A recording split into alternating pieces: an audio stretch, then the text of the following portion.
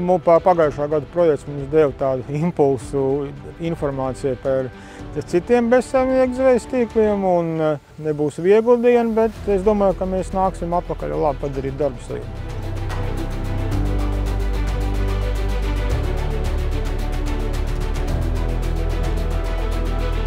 Šis ir pavisam citādāks formāts nekā bija pagājušajā gadā, tāpēc mēs arī mēģināsim saprast, cik tehnoloģiski sarežģītāk ir šogad izvilkt šos tīklus, un tad droši vien arī konstatēsim, kādā viņi ir stāvoklī, un mēģināsim saprast, kā mēs varam dot šiem tīkliem otro dzīvi, jeb kā mēs viņus spējam pārstrādāt, un droši vien, kad atkal mēs izaicināsim gan studentus, gan arī jebkuru interesantu, kurš ir gatavs iesaistīties šajā projektā un šajās aktivitātēs, jo mums ir svarīgi, lai tie tīkli nekļūst par atkritumiem, bet lai viņiem ir otrā dzīve. Labas sajūtas, kad gada laikā ir daudz kas padarīts, ne tikai tas, ko mēs faktiski esam izdarījuši Rīgas jūras līcī, bet arī tie visi pārējie procesi, kas ir aizsākušies, gan šādu tīklu kartēšana, gan projekti ar Pasaules dabas fondu, kā man liekas tāds sniega bumba ir sākusi velties.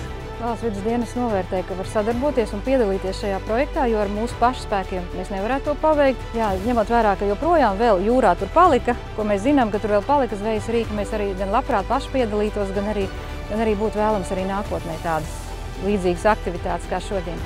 Nestē ļoti svarīga bioloģiskā daudzveidība. Mēs ne tikai Latvijā, Baltijā, kur Neste darbojas, bet arī visā pasaulē rūpējamies par to, lai šī bioloģiskā daudzveidība būtu pēc iespējas plašāka.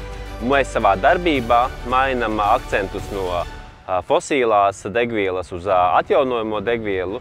Tāpat arī mums noteikti jārūpējas par to, kas ir ārpus Nestes, kas mūs ietver, un lai mēs šo planētu padarītu tīrāku un labāku mūsu bērniem.